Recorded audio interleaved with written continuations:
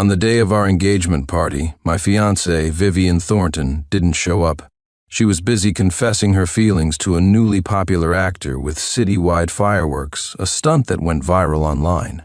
I proposed breaking off the engagement. She laughed loudly.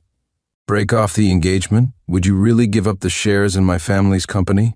Give up our money. You enjoy living off my family's wealth so much. Why stop now? She didn't know I had already resigned from the Thornton Group's board of directors. I was leaving. The engagement party for Vivian and me was quite grand, with industry elites invited. Because Vivian loved pink roses, the venue was transformed into a sea of flowers with tens of thousands of them.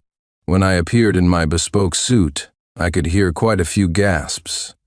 Director Ashton is so handsome. He and Vivian Thornton are such a good-looking couple, a match made in heaven.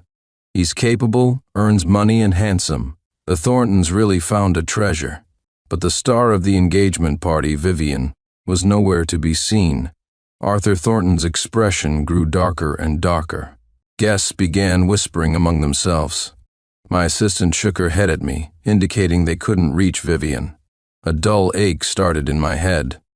When Arthur had suggested we get engaged, Vivian had seemed nonchalant but agreed readily. At the time, I had even asked if she was sincere, as her attitude towards me lately hadn't been particularly warm. We'll get married eventually anyway, so if you want to get engaged, fine, she'd said. This made me think Vivian still had feelings for me. It rekindled the flame in my heart that had been considering withdrawal. No matter how rebellious Vivian was, I was different to her. Just like how she used to love following me around, calling me brother again and again. I touched the simple red string bracelet on my left wrist. I had worn it for over 10 years, because it was the first gift Vivian ever gave me. Another assistant urgently called me into the adjacent lounge and showed me her phone. In the video, fireworks bloomed brilliantly across the sky. Beneath them, Vivian, dressed in a shimmering gold fishtail gown, shouted loudly, "Ethan Cole, I like you."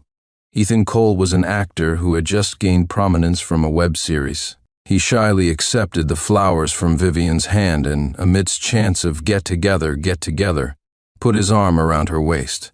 It was a live stream broadcasted from Vivian's social media account. She was active on social platforms as a socialite, quite popular, with millions of followers. Someone nearby asked Vivian what she liked about Ethan Cole. Vivian flashed a bright, captivating smile. "I like his youthful charm and clean-cut look." Everyone laughed. Unexpectedly, Vivian then asked back, "Why don't you ask me what kind of man I hate?" The person next to her reading the room immediately followed up. A mocking smile played on Vivian's lips as she enunciated each word. "I hate those patronizing, daddy knows best, greasy types the most." She stared into the camera, as if speaking directly to someone specific beyond the lens. Perhaps only I knew who she was talking about. Yes, it was me.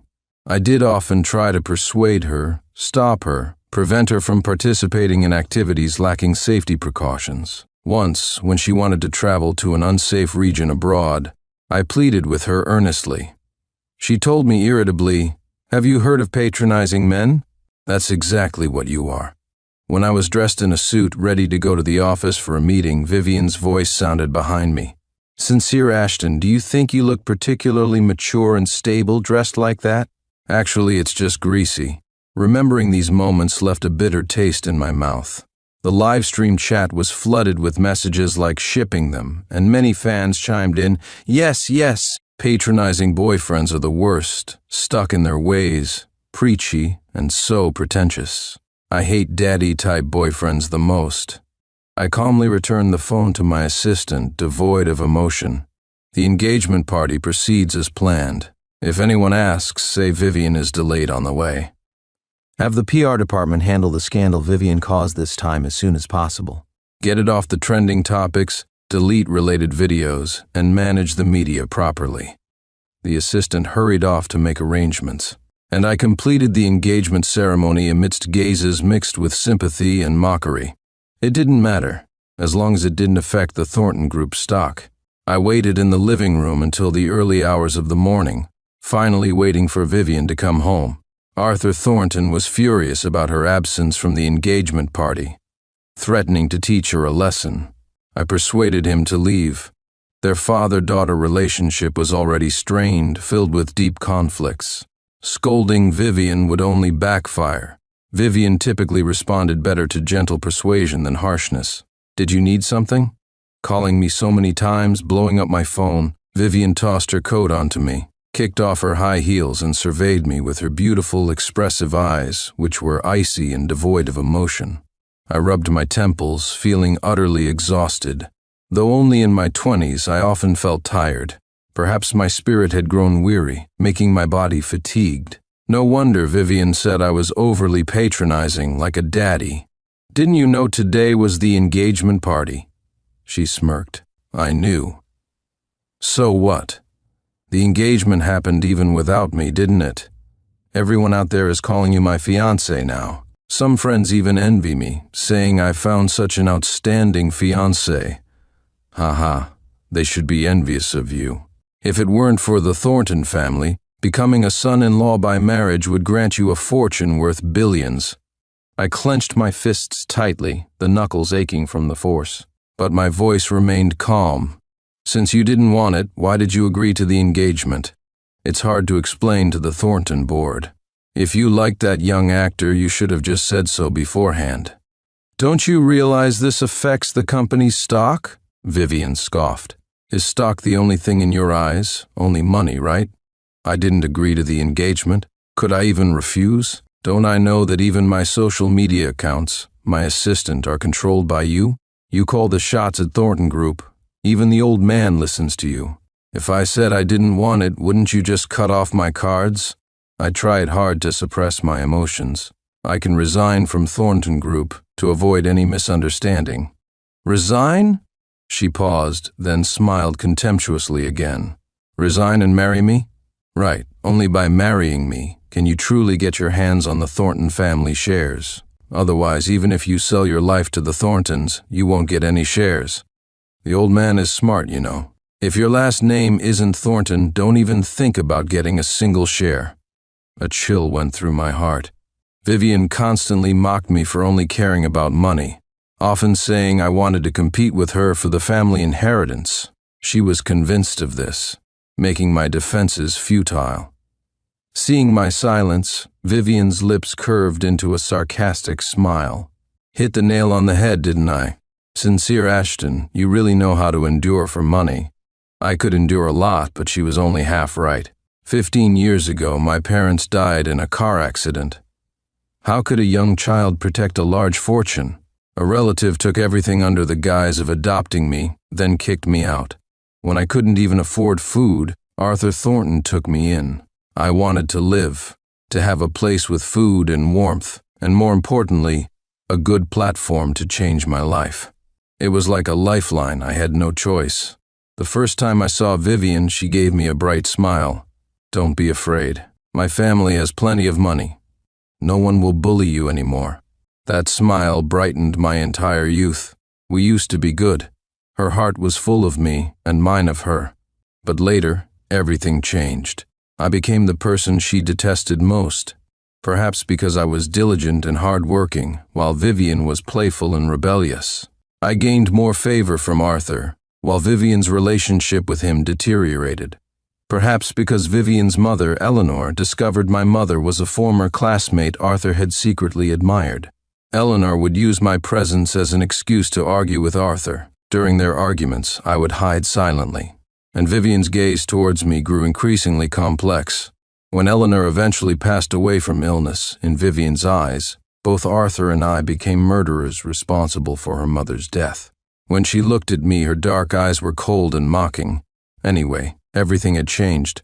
For the next few days, Vivian didn't come home. She was either seen on the set where Ethan Cole was filming or photographed entering a hotel with him.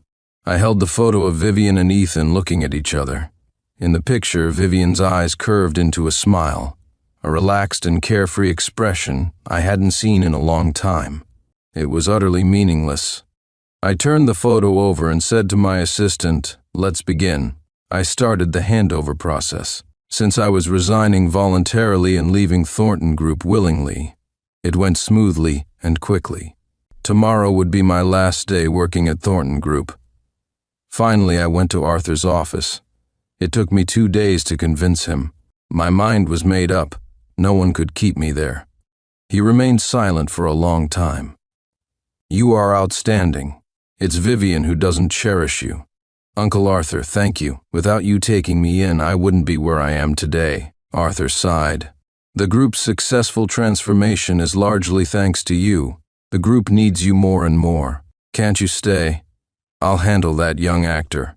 "No need, Uncle Arthur. You can't force happiness." Vivian had always had a string of male companions. The issues between us weren't caused by Ethan Cole. Leaving was better for everyone. Otherwise, how could we start over? No one is indispensable to anyone else.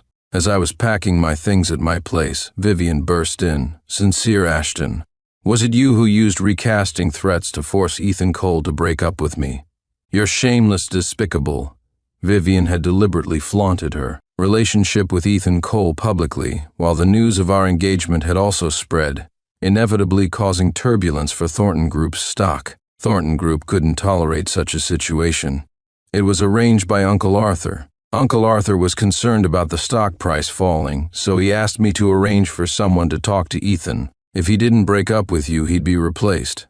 If he agreed to break up, he'd be given a role in a new production. No need to hide it, just state it clearly. But Vivian wouldn't listen.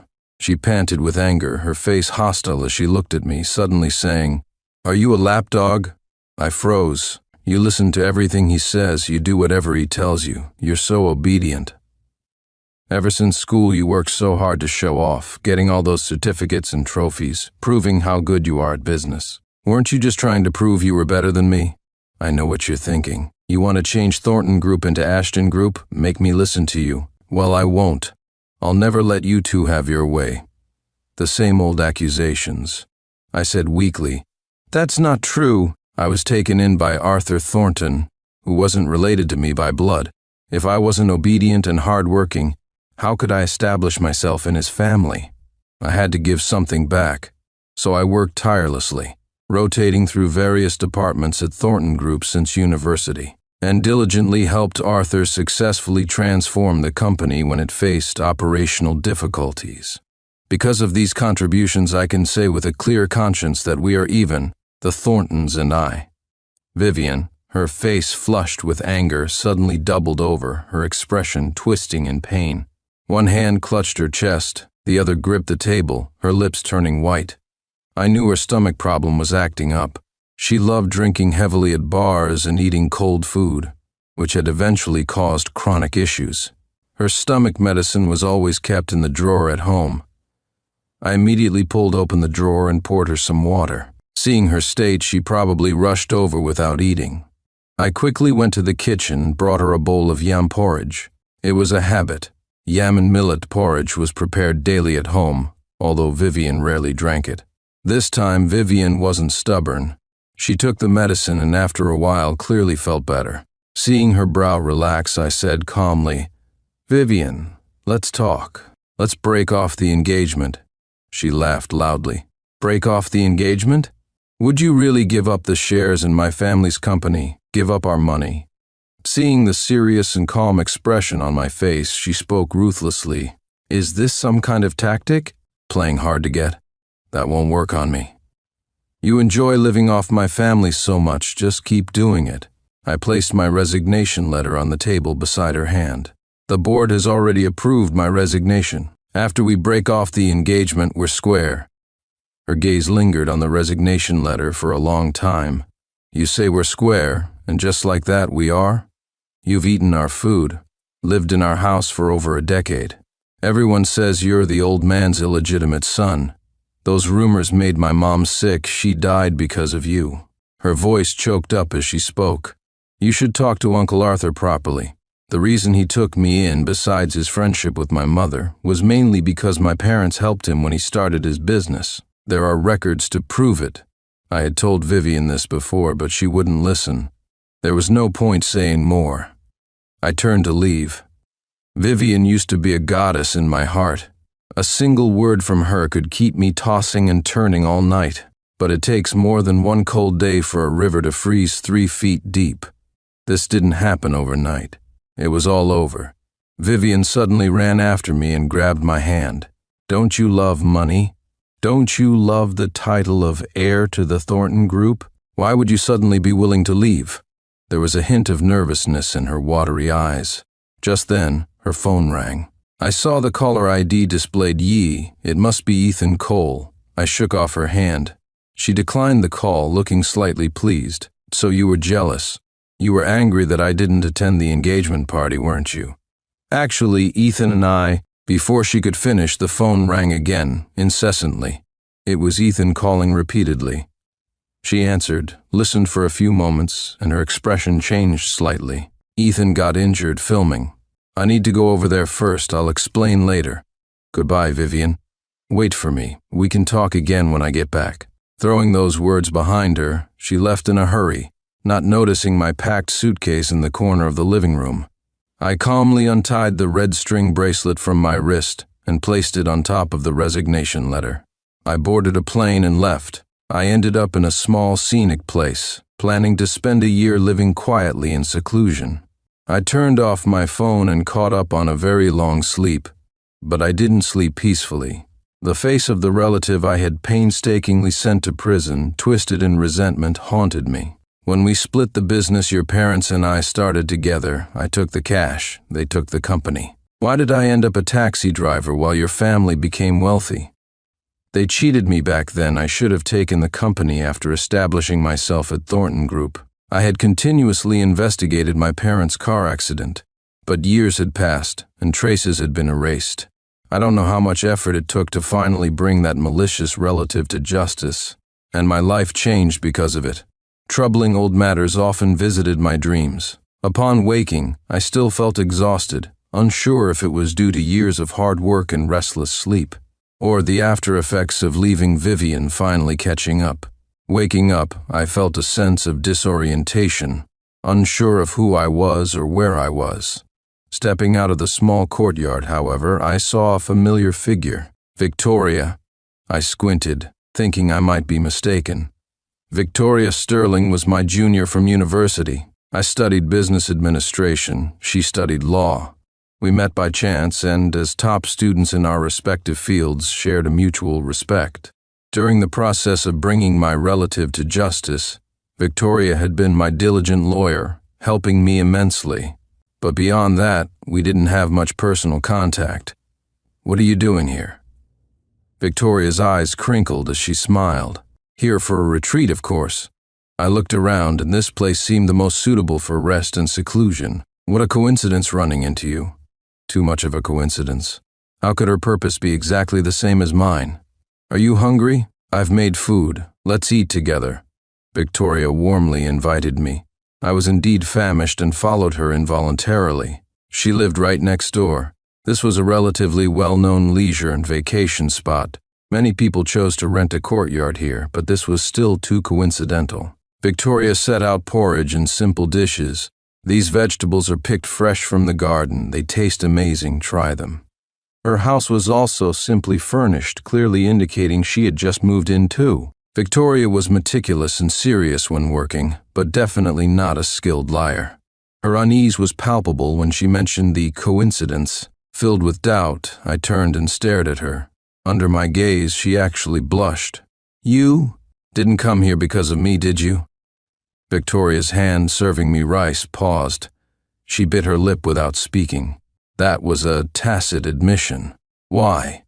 Victoria lowered her eyes, then seemed to make up her mind and spoke. "Sincere Ashton, do you think the first time we met was at university?" I nodded. "Yes, at an awards ceremony. We both received awards." "Actually, no. The first time I saw you was one night during my sophomore year of high school. Then, from Victoria's lips, I heard a story from the past, something I had forgotten if she hadn't mentioned it. It was when high school Vivian started skipping classes, getting into fights, staying out late. One night, while searching for Vivian outside, I encountered Victoria being bullied by thugs. You were beaten black and blue, but I was scared and ran away at the time. Later, I found out it was you who saved me. When applying for university, I chose the one you attended. I also learned about your relationship with the Thorntons. Later, getting to know you, earning your trust, and becoming your lawyer. These were all unexpected joys for me. Hearing her mention the Thorntons, my heart inevitably skipped a beat, and I couldn't help but think of Vivian. You don't need to feel grateful towards me. You acted as my lawyer later, we're even. Victoria hesitated, then continued. It's not just gratitude. I heard you broke off your engagement with Vivian Thornton, is that right? I know about your relationship. I fell silent for a moment. Reflecting, Victoria's attitude towards me had indeed been very different. She had done everything possible to help me track down leads and deal with various parties. Her contribution to bringing my relative to justice was significant. It certainly wasn't just about gratitude, but I really wasn't in the mood to consider other things, especially relationships. This year, I just wanted to live a secluded life in the most leisurely way possible. Suddenly, I remembered something. The statement hadn't been released yet. How did she know Vivian and I had broken off the engagement? How did you know I came here? Victoria smiled slyly. Forgot. Your latest assistant was recommended by me. I was speechless. How could I have overlooked such a simple thing? Silence fell between us for a moment. I could only focus on eating. The food is delicious. Her eyes lit up. My cooking skills are quite good. There are several other signature dishes you must try, so you don't mind me being your neighbor, right? A few days later, I finally turned my phone back on. In today's society, true seclusion without a phone is virtually impossible. I had left rather abruptly, so I expected quite a few calls and messages upon turning it on. But the sheer volume, enough to freeze the screen, was something I hadn't anticipated. Even more unexpected was that the vast majority were from Vivian. Sincere Ashton, where did you go? Why aren't you answering my calls? How dare you and the old man decide to break off the engagement? It doesn't count if I don't agree. How dare you break up with me? How dare you? It seemed Vivian had also gone to Arthur Thornton to ask about my whereabouts. Before leaving, Uncle Arthur and I had agreed to release the breakup announcement after 3 months. I had signed the statement and given it to Arthur via my assistant. So, it was the assistant who told Victoria about the broken engagement. Upon hearing this news, she decided to come find me.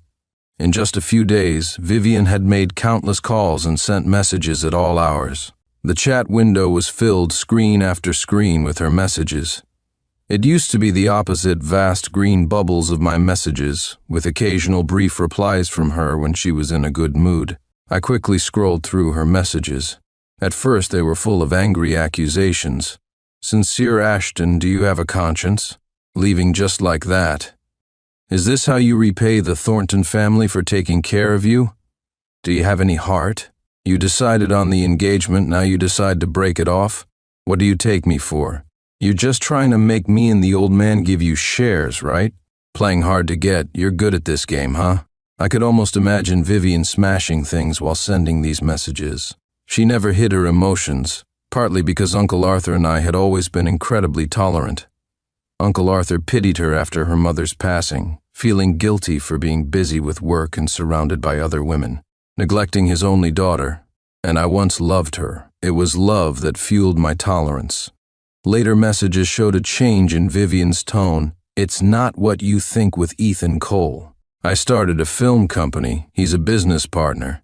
Confessing to him was just publicity, a common tactic in the industry. Can't you see that? You always thought I was useless, didn't you? I wanted to achieve something to show you. That's why I started this company. Why did you leave the red string? Didn't you say you'd wear it forever? Sincere Ashton, my stomach hurts. Where did you go? The last message was, I can't find you. Please tell me where you are, okay? I sighed softly. I hadn't expected Vivian to react so strongly. The feeling of losing control must be very unpleasant, hence her relentless pursuit. It was useless. The old me would have been ecstatic over the smallest kindness, the slightest gentleness from her, devoid of any self-respect. She had been my pillar of support for years. When she skipped the engagement party, when she called me a lapdog, my resolve to leave solidified. Love can fade, and dignity, though perhaps late, will arrive. I turned off my phone again. The secluded life was meaningful. Gardening, cooking, hiking, learning to paint with Victoria. Living life the way I wanted brought immense inner peace. Except for Victoria, stubbornly here. And when I mentioned I wasn't interested in considering a relationship, she quickly insisted we were just friends. Her cooking was indeed delicious, and looking into her innocent, somewhat naive eyes, I truly couldn't say anything else. Returning from outside, I saw someone pacing at my door. It was Vivian. She was thinly dressed, her face slightly red from the cold. Seeing me, she rushed over and hugged me tightly. "Sincere Ashton, I finally found you. They wouldn't tell me where you went. It was so hard finding you. How could you do this to me?" Her words were rapid and angry, carrying a chill. I unhesitatingly pulled her hands away. "Vivian, I told you we broke off the engagement. I also resigned from Thornton Group.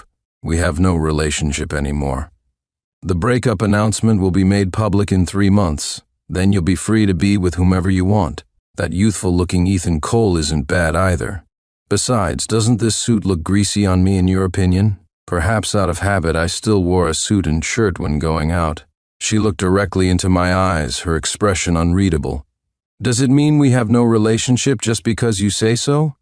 You lived in my house for so many years. The Thornton family practically raised you, right?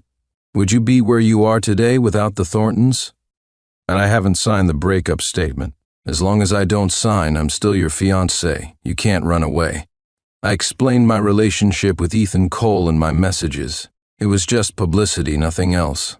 "The Thorntons can give you shares. Stop acting out." Infinitely annoyed, I lost my patience with her for the first time. "Vivian, you're the one acting out. The Thorntons were kind to me. Uncle Arthur took me in. I'll never forget that kindness. But Uncle Arthur and I have settled our accounts. I helped Thornton Group successfully transform and avoid bankruptcy. I don't owe the family anymore. When I resigned, all accounts were settled clearly. What I have today I earned through my own hard work. If you think I took anything from the Thorntons, feel free to take it back." The corners of Vivian's eyes reddened and she spoke through gritted teeth. "You always side with him. You're in league with him, pretending to be nicer to me. Otherwise, what should I have done? Be like you, fighting and skipping school?" Transforming Thornton Group wasn't easy. Without Thornton Group, where would your socialite status come from? Where would you get the capital to start your own film company? Her lips moved and she'd for a while, unable to speak. "How can you treat me like this? You weren't like this before. No matter how much I acted out, you never spoke to me so harshly." Her tone softened, filled with grievance. So she knew she was acting out. "Because I said we have no relationship anymore. Go back." She looked at me mournfully. "How can there be no relationship? You were the first person I ever liked. The reason I resented you was because you were close to my father. My mother got sick and left because of that. I know I wasn't good to you, but I've always liked you. I thought no matter what I did, you would never leave me. I felt incredibly weary. Aunt Eleanor's illness was actually hereditary in her family, and Uncle Arthur constantly had mistresses outside. I had explained this to Vivian many times, but you can never wake someone pretending to be asleep." "I'm not going back," Vivian whispered, my resolute attitude making her panic. "Come back with me. Can we go back to how things were before?" For the first time, she spoke to me cautiously. "Too late." I turned to walk away, but Vivian stumbled after me. "Only after you left did I realize how much I can't live without you, how much I miss you. I looked everywhere for you. A tech-savvy friend finally located you through your phone. As soon as I got your location, I rushed over. I'm so cold and tired." She intercepted me, her eyes welling up with tears. She looked weak and pitiful. Seeing her like this, it was impossible not to feel a flicker of emotion. Just then, Victoria opened her door. She had been cooking in her kitchen when I went out. Vivian was startled to see her. She looked from Victoria to me, anger flickering in her eyes. "Who is she? Are you two living together?" I was about to explain that Victoria and I had no such relationship, then realized, why should I explain? Victoria looked at me, then walked over and linked her arm through mine. "Hello, Miss Thornton. I'm Victoria Sterling, Sincere's girlfriend. The food is ready. Miss Thornton, please come in and join us. Vivian looked at me, waiting for my explanation. Yes, this is my new girlfriend. Perhaps that's another reason I left you. She gave a short laugh, glancing at Victoria with haughty disdain. How long has it been, and you already found a new girlfriend? Sincere, if you're trying to put on a show, at least find someone on my level. I can give you half of Thornton Group's shares. What can she give you? I said coldly, Victoria, a master's graduate from a top law school, founder of her own law firm. Where does she fall short compared to you? She's also my junior from university, and I admire her greatly. Victoria and I stood hand in hand before Vivian. Her face turned pale. Sincere, I'm your fiancé. A smile touched my lips. You didn't even show up to the engagement party. What kind of engagement was that? Vivian froze, her lips trembling. Ultimately, she couldn't utter another word. After Vivian left, devastated, I looked at Victoria, who was busy serving me food, and felt somewhat awkward. Sorry for dragging you into that act. Victoria smiled slightly. It was my honor. Even if it was an act, my feelings for you aren't. She stated it so directly, I was at a loss for words. By the way, there's something I wanted to tell you. I originally planned to wait until after your break, when you decided to work again. But hearing Vivian offer you half her shares made me a little anxious. She opened her phone and showed me a document. I looked at the contents in disbelief. You're the heiress to the Sterling Group? Sterling Group, a conglomerate even more powerful than Thornton Group. That's right. My mother was the first wife of the head of Sterling Group, Reginald Sterling, the wife he cast aside. It's just that his two sons are utterly disappointing. One ended up paralyzed from reckless car racing. The other is a spendthrift wastrel. That's how I got a chance to enter the board. My face felt hot. I used to think hiring Victoria as my lawyer was doing her a favor. In reality, she was probably the one looking out for me. Also, about that time you saved me. Those thugs were actually hired by that idiot half-brother who ended up paralyzed. I wanted to ask, if you decide to work after your break, please consider joining Sterling Group. The position of CEO is open for consideration. Most importantly, I like you. Not because of gratitude, not because I need your help to secure my position at Sterling. It's because I like you. After you saved me that time, the more I learned about you, the more I liked you. It's probably been my secret crush for many years. When you left Thornton Group and broke off your engagement with Vivian, I thought my chance had finally come. That's why I rushed here to find you. Please don't feel any moral obligation towards me because of what I've said. The future of our relationship is entirely up to you. Hearing these words moved me deeply. It was a warmth I hadn't felt in many years. A simple act of kindness from me, and she repaid me with long-absent warmth. I'll wait for you, Victoria said gently but firmly. Life continued as before. Having someone nearby felt warm and comfortable. Getting to know Victoria from a different perspective, we found we were very compatible. She loved cooking delicious food, and I took care of cleaning chores. Perhaps due to similar upbringing experiences in university life, we had a lot to talk about, often chatting late into the night under the starry sky. Unexpectedly, Vivian came here once again. Her gaze swept past Victoria before settling on me. Can we talk? Victoria looked at me, her eyes holding encouragement and persistence. She tactfully walked away. What do you want to say? I'm sorry, Vivian said in a low voice, her head bowed, a rare sight for the perpetually proud Vivian. I shook my head. It didn't matter anymore. I'm sorry I was always bad to you. There were many misunderstandings between us. When Mom died, I felt so lonely. I hated my father then because he argued with Mom even when she was sick. So I hated you too because you stood with my father. You always listened to him. I also narrow-mindedly thought you only loved my family's money. What I'm sure of is that I truly love you. I just didn't know how to face you, how to love you. I stated calmly, without emotion, there's no need to say these things. It's all in the past. Vivian raised her head, her voice trembling. You were always so tolerant towards me. Why can't you tolerate me one more time? Believe me, I'll change. Right. She didn't understand why, after tolerating her for years, I was now so resolute. Because the unequal love had become exhausting. The affection had dissipated. She had freely vented her emotions onto me, never paying attention to my inner feelings. Even when I brought the culprit who killed my parents to justice and recovered my parents' assets, she had said, "Congratulations, you got such a large sum of money." In her eyes, I only loved money. What you call love, I don't consider it love. I don't want that kind of love. Vivian, I won't be waiting for you where I stood before. I won't be your emotional punching bag anymore. We once lived together, ate together, were inseparable. Now mountains and seas lay between us, insurmountable barriers. She looked like a flower struck by lightning, losing her vibrant color. I can learn how to love you, I can learn. Her eyes suddenly lit up again. I'm sincere. Look at this. An agreement was presented to me. This is half of Thornton Group's shares. Consider it proof of my sincerity. Can you please? I didn't know how she had convinced Uncle Arthur to agree to give me half the shares. As long as you come back, I'll do anything. Sincere Ashton, I love you.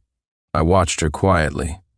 Love had already vanished, eroded by day after day of cold violence, harsh words, and suspicion. No one waits forever in the same place. So all her actions failed to move me. We're finished, Vivian. I stopped her from speaking further. I won't go back. You should move forward too. Vivian burst into tears, sobbing so hard she bent over, but I never looked back. I returned to the house and saw Victoria waiting inside. Her face was tense as she observed my expression, wanting to ask something but holding back. I smiled. Shall we climb that mountain tomorrow? Hearing me say this, her expression immediately relaxed. The next day, we climbed a mountain with incredibly charming scenery. The weather was perfect. At the summit, I set up my easel and started painting. Victoria leaned over. Your painting skills have improved dramatically. There's real artistic conception here. It's because I have a good teacher. She stuck out her tongue playfully, looking quite pleased with herself. Thank goodness for her, the days of seclusion were so interesting. 2 people, 3 meals a day, 4 seasons, it felt very much like growing old together. I reached out and gently took her hand. Should we be together from now on? Victoria went from flustered surprise to joy, then immediately squeezed my hand tightly. Of course the weather was wonderful. The days ahead would be just as beautiful. I pursued Penelope Thornton for 3 long years. I had finally gotten her to agree to marry me, but on our wedding day she ran, still in her wedding dress. The shock caused my father to have a fatal heart attack on the spot. From then on, I became the laughingstock of high society. Amidst the mocking gazes of the crowd, Victoria Sterling, wearing a bridal veil, seemed to descend from heaven to marry me. She said, "I want one person's heart, to never be apart." But 3 years later, I accidentally overheard a conversation between Victoria and her best friend. "Vicky, was it really worth it? Marrying Sincere Caldwell 3 years ago just so Julian Sterling could smoothly marry Penelope Thornton?" Victoria gave a bitter smile. "As long as Julian is happy, who I marry doesn't matter, does it? Besides, being by Sincere's side gives me access to more inside information about Caldwell Corporation, helping his company climb even higher." Hearing their conversation, a chill ran down my spine. No wonder Caldwell Corporation had lost so many bids over the years. I always thought it was an internal management problem. I reshuffled the staff multiple times but could never find the mole.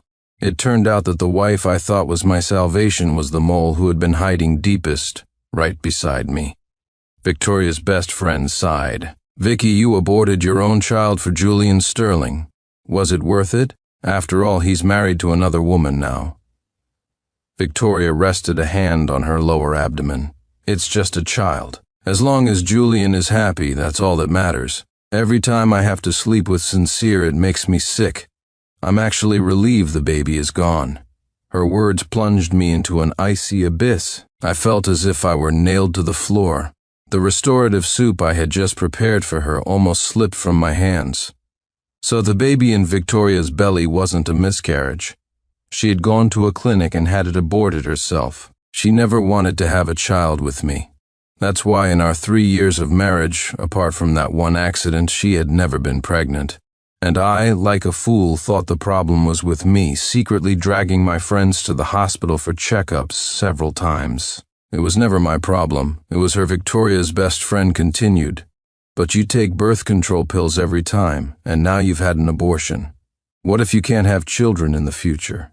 Victoria answered nonchalantly. As long as I have a place in Julian's heart, what does it matter if I can't have children? I watched Victoria's determined expression. My fists clenched so tight my nails dug into my palms.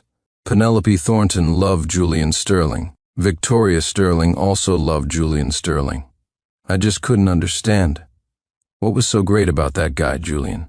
What made Victoria willing to sacrifice her own happiness, to enter into a sham marriage with me, just so he could marry the woman he loved? Just as I was about to leave, heartbroken, her best friend dropped another bombshell. But aren't you afraid Sincere Caldwell will find all this out? After all, 3 years ago, although Sincere's father had a heart attack from the anger, there was still a chance he could have survived. You, as the top surgeon in the city, deliberately delayed treatment to ensure the bride could escape. I'm afraid Sincere will hate you if he finds out, seeing the worry on her friend's face. Victoria waved a dismissive hand. He'll never know any of this. All these years, Sincere has never once suspected me. I married him when he was a public joke 3 years ago. In his heart, I am his only salvation. You have no idea. For the 2 days after my abortion, he personally washed my feet for me every night. Her friend tried to say more, but Victoria cut her off impatiently. All right, let's not talk about this anymore. Tonight is Julian's 30th birthday party. I need to get ready and pick out a stunning dress that will blow everyone away. With that, Victoria pulled her friend towards the third-floor walk-in closet. I suppressed my shock and quickly ducked behind a pillar. Only when their laughing and chatting voices faded did I slowly stand up, my eyes staring blankly ahead. So, my father could have survived. It was Victoria who had personally made him miss the critical window for rescue. No wonder she suddenly resigned from her job right after that. And I was foolish enough to believe her when she said she was worried I was depressed and might do something rash, so she was willing to give up her career to stay home with me. She wasn't being supportive. She had a guilty conscience. It was only today that I learned one of the murderers who killed my father was the wife I shared a bed with every single night. I sat on the living room sofa in complete darkness. I began to replay the last 3 years in my mind, piece by piece. Thinking back, Victoria had indeed been very good to me. Whatever I asked for, she did her best to provide. Whether it was my birthday, our wedding anniversary, or even just an ordinary day, she would surprise me with gifts. But where did it all go wrong? A thought suddenly flashed through my mind. I quickly opened the calendar on my phone and my work schedule on my computer. I placed the 2 timelines side by side and compared them. As I looked at the highly overlapping special days, my heart grew colder and colder. Returning to the bedroom, I carefully opened the locked box under the bed. I took out all the items one by one, photographed them, and sent the pictures to my assistant. Find out where these things came from and how much they're worth. Soon my assistant called. Mr. Caldwell, some of these are products from Sterling Corp., some are freebies from well-known luxury brands, and some are— My assistant paused for a second before continuing. And some are no-name brands from a knockoff site, the kind that are $9.99 with free shipping. For example, that belt. I bought the same one before, $9.99, free shipping. The quality is surprisingly decent. After hanging up, I felt a profound sense of irony. These were all gifts Victoria had given me. I had cherished every single one, carefully storing them in this locked box. But I never imagined the things she gave me were so cheap, either freebies or $9.99 junk. Some were even products from Sterling Corp. No wonder for some of the items, after giving them to me, she would sweetly say she wanted to buy another $10,000 to give to her company's employees as New Year's gifts. It was all to boost sales for Julian Sterling. And I thought she was genuinely thinking of me. There's a saying, beware of those who are overly attentive for no reason. They're either thieves or cheats. All those days she suddenly gave me gifts. They were all days my company was preparing to bid on a project or find a partner. At those times, Victoria would always insist I drink with her, casually bad-mouthing certain brands as not worth partnering with. Then, when I chose to partner with the other party, that company would suddenly implode. This caused my company's performance to decline year after year. So that's how it was. Everything made sense now. I let out a bitter laugh. Carrying the box, I went down to the courtyard and set everything inside on fire, burning it all to ash. As I watched these items turn to dust, my heart turned to ice. When I looked up again, I had already made a firm decision: divorce Victoria Sterling. Seeing the lights on the third floor were already out, I knew Victoria had left long ago. "Mr. Caldwell, why did you burn all the gifts Madam gave you? Weren't these your most treasured possessions?" The housekeeper, Mrs. Watson, exclaimed beside me, but I was in no mood to respond. As I took out my keys to leave, Mrs. Watson asked what to do with the restorative soup she had just prepared for Madam. A sarcastic smile touched my lips. "You can have it. She didn't deserve it." For all I knew, the nourishing soup I'd so carefully prepared would only disgust Victoria. Why should I subject myself to that? After leaving the Caldwell estate, I made a phone call. "About what you proposed last time, I agree, but I have some things to take care of. It will be 3 days before I can sign the contract." The person on the other end was surprised, then quickly replied, "Mr. Caldwell, it's a deal then. The contract will be effective in 3 days. Caldwell Corporation will be mine." I nodded. "Of course. A pleasure doing business with you."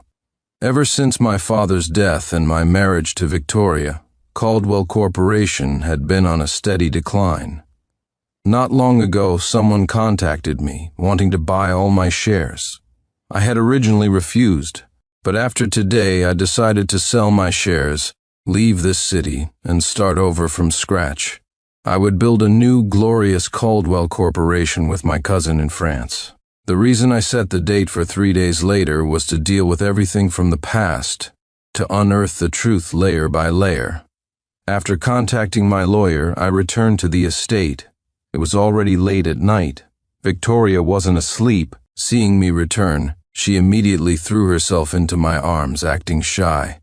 "Honey, why are you back so late? You have to take care of yourself." I looked into her sparkling eyes, which gazed at me like a doze. My heart couldn't help but ache with a sharp pain. She was such a good actress. If I hadn't overheard everything this afternoon, I'd still be completely fooled by this act. "As long as you still love me, no amount of hardship will feel tiring," I said calmly, staring into her eyes. Victoria froze for a moment, then quickly composed herself. "Honey, what nonsense are you talking about? Of course I love you." I know. Get some rest." After saying that, I turned to go wash up, but Victoria grabbed my arm. "Tomorrow is the launch event for Sterling Corp's new product. Let's go check it out." Seeing my silence, Victoria started tugging at my sleeve playfully, just like she always did. "We'll just go have a look. It's been so long since that whole thing happened." "All right." I nodded indifferently. It was a good opportunity. I wanted to see how Victoria would act in front of Julian Sterling. When Julian appeared with Penelope Thornton on his arm, would she truly not feel a single pang of jealousy? As Victoria went to the bathroom to wash up, a box of condoms accidentally fell out of her pocket. I stared at it for a few seconds. It was the strawberry flavor I hated the most. After standing there stunned for a moment, I silently tucked it back into her pocket. The next second, Victoria pushed the door open. Seeing my expression was normal, she hastily took her coat back into the bathroom. "My coat's dirty, I'll just toss it in the laundry." I nodded calmly and went to bed. The next day, Victoria was unusually cheerful. She woke up early to get her hair done. At the Sterling Corp launch event, Julian Sterling and Penelope Thornton walked hand in hand, surrounded by a crowd of admirers. Seeing this, Victoria suddenly tightened her grip on my arm. Watching her eyes fixed intently on Julian, an indescribable feeling rose in my heart. It had always been so obvious. I was just the only one who hadn't seen it. Noticing Victoria's gaze, Julian shot me a provocative smile. The people around us sensed the strange atmosphere and began to whisper. I heard Mr. Caldwell and Mr. Sterling were rivals in love, both after the same woman. In the end, the woman agreed to marry Mr. Caldwell, but she ran away on the wedding day and is now with Mr. Sterling. Looks like Mr. Sterling is the more charming one after all. I pretended not to hear them, but Victoria pulled me towards Julian. Mr. Sterling, long time no see. Victoria raised a glass of wine, handing it to Julian as if nothing was wrong. For some reason, Penelope was not by Julian's side at that moment. Just as Julian was about to speak, Victoria suddenly lunged towards him. In a flash, the crystal chandelier hanging diagonally above Julian and me came crashing down. No one in the venue had time to react. Only Victoria, with lightning-fast reflexes, pushed Julian out of the way. I was closest to the chandelier and was cut by the falling glass spheres. Blood gushed from my arm. I instinctively looked up at Victoria, but she didn't spare me a single glance. Her face was filled with concern as she looked at Julian's wrist, which had only a minor scratch, and she frantically called for an ambulance. Then, deeming the ambulance too slow, Victoria grabbed her keys and drove Julian to the hospital herself. The Sterling Corp launch event ended abruptly because of the incident. Once the surroundings grew quiet, a janitor timidly asked me, "Sir, are you okay? Should I take you to a hospital to get that looked at?" I clutched my arm, my face pale, and shook my head. I took a taxi to the hospital alone. After the doctor bandaged my arm, I saw Victoria standing there, looking uncomfortable. She began, at a loss for words, "I'm sorry, honey. Just now It's fine." I cut her off abruptly. Victoria seemed to sense something was wrong and hugged me from behind in a panic. "Honey, what's been wrong with you lately?" I was about to answer when Victoria's phone rang urgently. After a glance at the caller ID, she gave me an apologetic look and rushed off again. I let out a sarcastic laugh. Fine. In 2 days, I'd be gone anyway. After returning to the estate alone, I received a call from my lawyer. He said Victoria had covered her tracks well regarding that incident. 3 years had passed, and the key evidence was long gone. I sat on the sofa all night, and after long deliberation, I had my lawyer draft a divorce agreement. As dawn broke, I took the agreement and went to visit my father. Kneeling before my father's grave, I kowtowed 3 times. "Dad, your son has been unfilial. I'm leaving the city tonight. But don't you worry. I will get justice for what happened 3 years ago, for Victoria deliberately delaying your rescue." On the way back, a heavy rain suddenly started to fall. I didn't have an umbrella and was soaked to the bone when I got home. Mrs. Watson asked me if I should go look for Victoria, who hadn't returned yet. I shook my head, opened my phone, and saw a message from Julian Sterling. "Sincere, don't bother waiting tonight. Vicky is so worried about me, she's still at the hospital taking care of me. If you really want to see her, you can come to the hospital. And bring us a box of strawberry-flavored condoms while you're at it." Since yesterday, Julian had dropped all pretense. He kept sending me all sorts of taunting messages. But now, I didn't care anymore. Victoria Sterling, Sincere Caldwell, was done with her. After burning everything in the mansion that belonged to me, I signed the divorce papers. I asked Mrs. Watson to give them to Victoria. Then, I compiled all the messages and photos Julian had sent me into an email and scheduled it to be sent to Victoria at a later time. After doing all this, I transferred $1 million to Mrs. Watson, grabbed my suitcase, and left the Caldwell estate. Under the cover of night, dressed all in black, I arrived at the city airport. Just a second before boarding the plane, my phone pinged. I opened it. A text message notified me that a 9-figure sum had been deposited into my bank account. At that moment, the contract was effective. It was time for me to leave this city. Meanwhile, Victoria received a call from Mrs. Watson. "Madam, Mr. Caldwell suddenly gave me a divorce agreement. He also burned all of his belongings. He's been acting very strange for the past 3 days."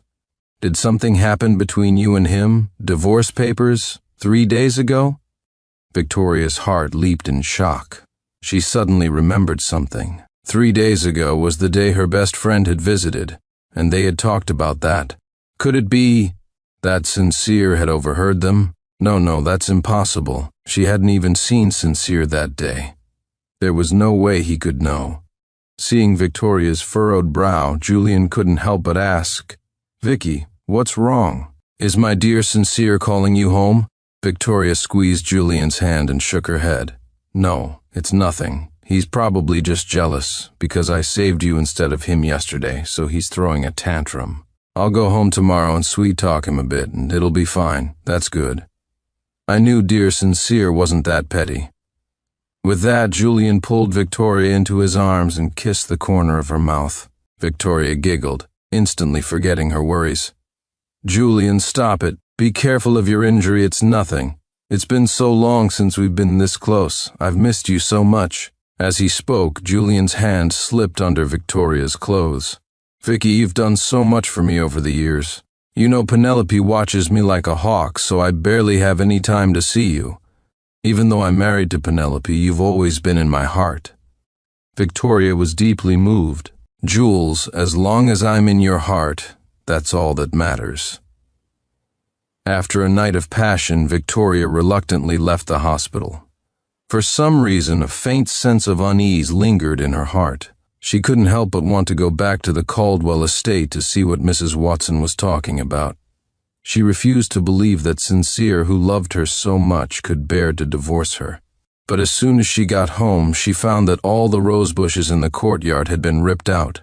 Sincere had once learned that she loved roses and had the entire courtyard filled with them. But now, all those roses were gone. The flower beds were utterly destroyed. Sincere was usually so meticulous with these flowers, terrified that a single petal might fall off. He wouldn't even give one away, no matter how much a business partner begged. But now, the courtyard of roses was no more. A strong, terrible premonition rose in Victoria's heart. She ran frantically into the mansion. She found that, just as Mrs. Watson had said, everything belonging to Sincere Caldwell had vanished. Victoria's heart skipped a beat, then began to throb with pain. She ran into the bedroom and stumbled to her knees by the bed.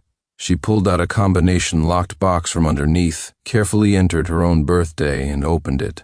She knew this was where Sincere kept the gifts she'd given him. But now the box was open, completely empty, save for a half-full layer of ash. Sincere had even burned these. Victoria lowered her head, her eyes instantly filling with tears. Didn't she not love Sincere? Wasn't his departure a good thing? She was free now, free to be with Julian. So why did her heart ache so much? Hearing Victoria's return, Mrs. Watson cautiously handed her the divorce agreement. Victoria took it, staring at Sincere's signature, a bitter taste in her mouth. "Madam, did you and the master have a fight?" Mrs. Watson's voice pulled Victoria back to reality. She suddenly remembered what Mrs. Watson had said before, that Sincere started acting strange 3 days ago. She thought of her conversation with her best friend that day, and a wave of panic washed over her. "Mrs. Watson, that day, was Sincere home?" Although puzzled, Mrs. Watson replied, "Yes, the master was home that day. He even made you a restorative soup with his own hands. He said you had a miscarriage and needed to replenish your strength, but I don't know why he never gave it to you in the end. So that was it." Victoria gave a bitter smile. Sincere had been home that day. He must have heard everything. That's why he never delivered the soup he'd made himself. He knew the truth about their sham marriage. He knew she was the real culprit behind his father's death. And here she was, thinking Sincere was just angry because she'd saved Julian. Suddenly, a phone call broke the silence. Victoria picked it up. It was Julian. "Hey, Vicky, when are you coming back? I think I'm feeling a little sick again. I want seafood congee for lunch today. Can you get dear Sincere to make it for me?" For the first time ever, Victoria felt a surge of annoyance upon receiving a call from Julian. Her voice was cold as she replied, "I'm busy. I won't be coming over for the next couple of days. If you're not feeling well, call a doctor. As for the seafood congee, if you want it that badly, have Penelope make it for you. Sincere had taken such good care of her that she didn't even know how to cook. Previously, whenever Julian was sick, she would pretend she was craving something and have Sincere make it. The thought of Sincere made her heart ache inexplicably again. Thinking about it now, Sincere had been truly good to her. Victoria's gaze fell back on the divorce agreement. Just as she was about to tear the infuriating document to shreds, her phone buzzed. She had received a scheduled email from Sincere Caldwell. Victoria opened it, and the contents made her eyes widen in disbelief. The email was filled with screenshots of Julian's taunts to Sincere over the past few days, including some slightly explicit photos of them together. Sincere, don't bother waiting tonight. Vicky is so worried about me, she's still at the hospital taking care of me. If you really want to see her, you can come to the hospital and bring us a box of strawberry-flavored condoms while you're at it. Sincere Caldwell, you'll be a lapdog your whole life, only good for picking up the women I'm done with. Victoria Sterling is just a tool I used to spy on you, and you actually treat her like a treasure? All I have to do is beckon, and she'll come running to be my slave, just like you are to her. Reading on, Victoria slid to the floor, sobbing quietly. It turned out she was the biggest joke of all. She thought Julian saw all her sacrifices, but in the end, the only fool who truly loved her was Sincere. But she had treated him so terribly. Julian had only used her as a tool. He never truly loved her. She had been so stupid, like a lapdog, even aborting her and Sincere's child for Julian's sake. And she constantly took birth control pills that harmed her own body. Victoria finally broke down, wailing loudly. Mrs. Watson, seeing this, quietly closed the door and left. In the following days, Victoria never answered another one of Julian's calls. She frantically tried to find out my whereabouts, desperately wanting to find me. She even went so far as to post a reward online, hoping someone could provide a clue about me. But she found nothing. During this time, Julian called her countless times, all of which she ruthlessly ignored. Finally, she left him with a single sentence, "Stop bothering me." Julian, stunned by her change in attitude, sought her out, demanding to know why. But Victoria had no patience to deal with him now. After seeing Julian's true colors, all she felt for him was disgust. But Julian didn't know any of this. He kept playing the victim, maintaining his persona, trying to continue manipulating her. "Vicky, did I do something wrong to upset you? I know you've given up so much for me over the years, and you can't even be with me openly. I've wronged you. But for dear Sincere to just leave without a word, that's just so unreasonable, isn't it? Don't worry. Everything you've done for me, I know it all in my heart." Hearing these words, Victoria didn't fall into his arms, moved as she usually would. Instead, she stared at him with cold eyes. "You don't know why Sincere left? Julian, stop acting. A person like you will never be better than Sincere. I must have been blind to have ever liked you. Don't contact me again." After saying this, Victoria turned to leave. But a confused Julian grabbed her wrist. "Why?" Victoria didn't say more, just silently pulled up the email and showed the messages to Julian. Julian froze for a moment, then tried to argue. "I was just trying to provoke Sincere. After all these years, you don't know how I feel about you." Victoria sneered. "If you really had me in your heart, you'd divorce Penelope Thornton right now." Hearing this, Julian fell silent. The next second, Victoria left with a bitter smile. Only now did Victoria understand who in this world truly loved her, who cherished her without asking for anything in return. But now she had lost that person. Victoria made countless calls, begged countless people, but found no news of me. She wanted to go to the company to ask about my whereabouts, only to find it had already changed hands, acquired by someone else. Victoria returned to the Caldwell estate dejected. Before she could even collect herself, people from a real estate agency showed up. "Mrs. Sterling, the owner of this house intends to sell it. We can give you a 3-day grace period to pack your things and move out." Hearing this, Victoria collapsed to the floor. She muttered to herself, Does he really hate me this much? He's even selling the home we once shared. Suddenly, an idea flashed in her mind. She rushed forward and grabbed the agent. This house, can I buy it? But I'll need the owner's contact information. When I received Victoria's call again, I had already landed in France and met up with my cousin. Her voice was raw, filled with exhaustion. The first words out of her mouth were a confession. Sincere, I'm so sorry. I understood instantly. It seemed she already knew. After a moment of silence, I spoke. If you're truly sorry, then sign the divorce papers and stop disturbing my life. With those words, I decisively hung up. I turned off my phone, took out the SIM card, snapped it in half, and threw it in the trash. Looks like I needed yet another new card. I didn't understand. Didn't Victoria never love me? Why was she desperately looking for me after I left? In the days that followed, my life gradually got back on track. My cousin and I registered a new company in France. Soon after, a group of loyal old employees from the original Caldwell Corporation arrived in France. My life proceeded in an orderly fashion. Home, office, a simple routine. Watching the company grow stronger, I looked up at the sky. I spoke silently in my heart.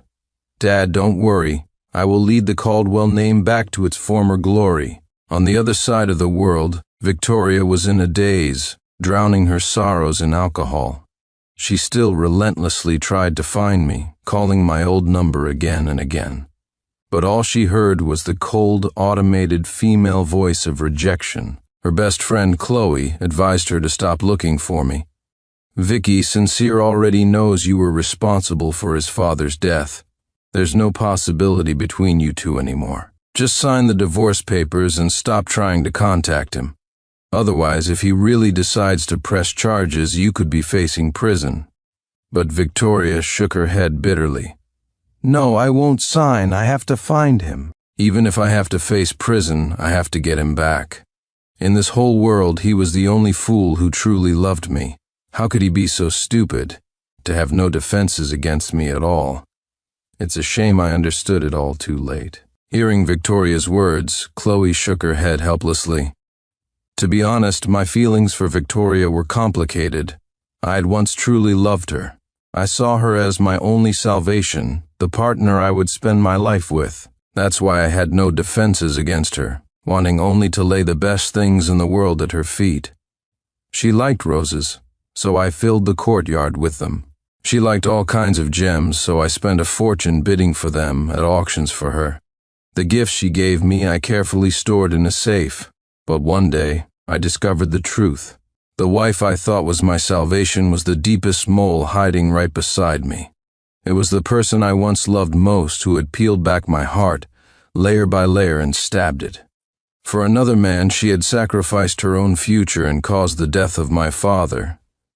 To say I never loved her would be a lie. To say I didn't hate her would also be a lie. I stood in my 24th floor office in France, looking through the floor-to-ceiling window at the white snow outside, lost in thought, until the front desk called, saying someone had been standing in the snow for 2 hours, insisting on coming up to see me. I had a good idea who it was. After a long pause, I sighed. Let her come up. Seeing Victoria again after 6 months felt like a lifetime had passed. She was wearing a very thin coat, her body covered in snowflakes, her eyelashes frozen. The moment she saw me, she placed the divorce agreement in front of me. Sincere, please. Forgive me, it's been half a year, but I finally found you. I was blind before. I chose the wrong person. After you left, I finally realized who in this world truly loved me. I never signed it because I was waiting for you to change your mind. Change my mind? I laughed sarcastically. You aborted my child, you cheated on me, you did those things with Julian Sterling behind my back. And you want me to change my mind? Victoria's face turned pale.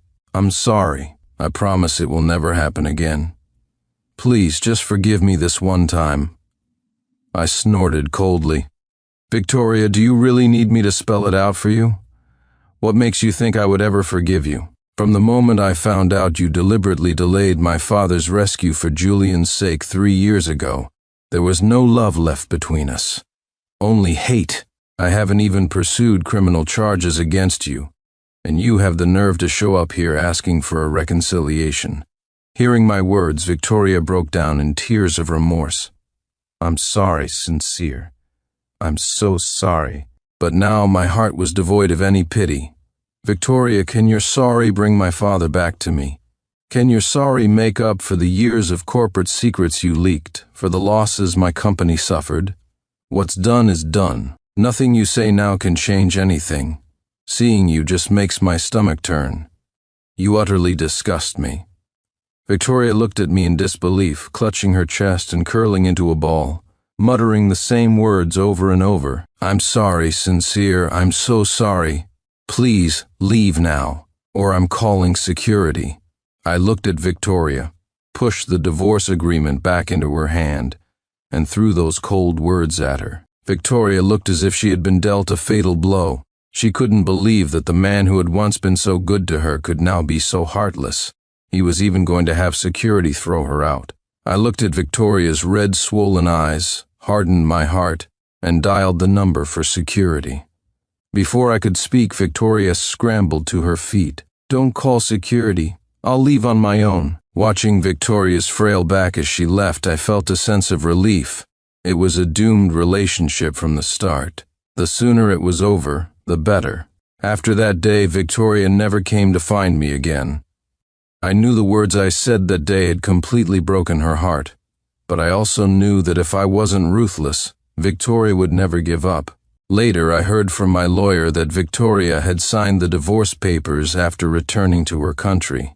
She had also completely cut ties with Julian Sterling.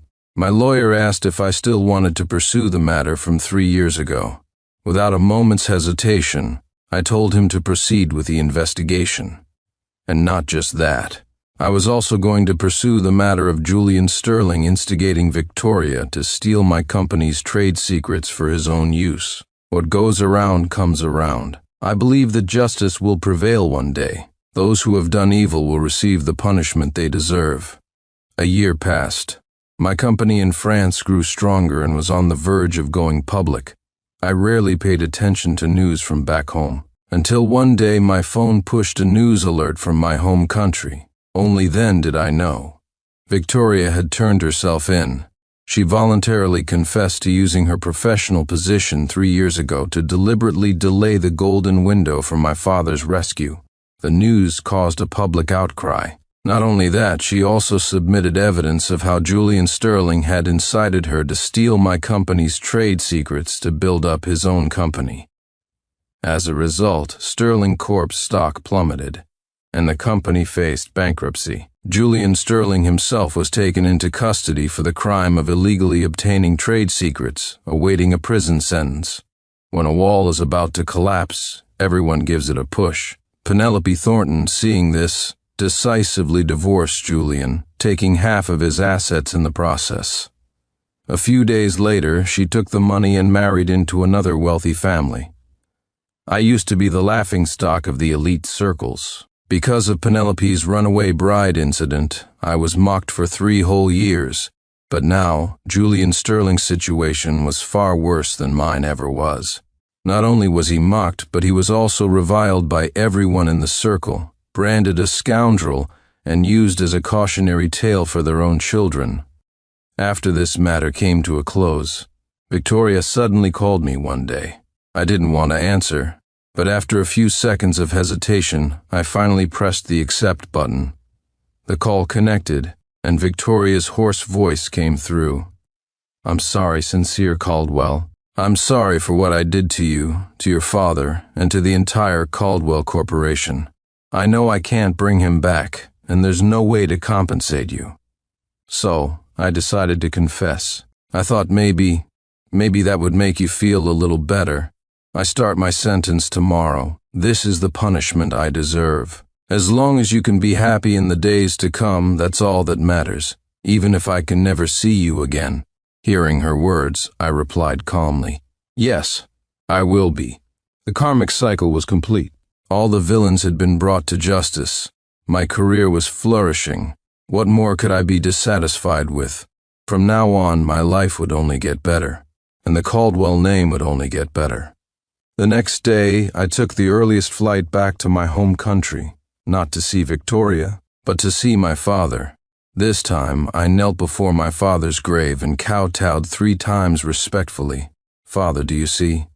Your son didn't lie to you. All the guilty have been brought to justice, and your son has led the Caldwell name back to its former glory. You can finally rest in peace now, can't you? In a daze, I thought I heard my father's gratified voice. The end.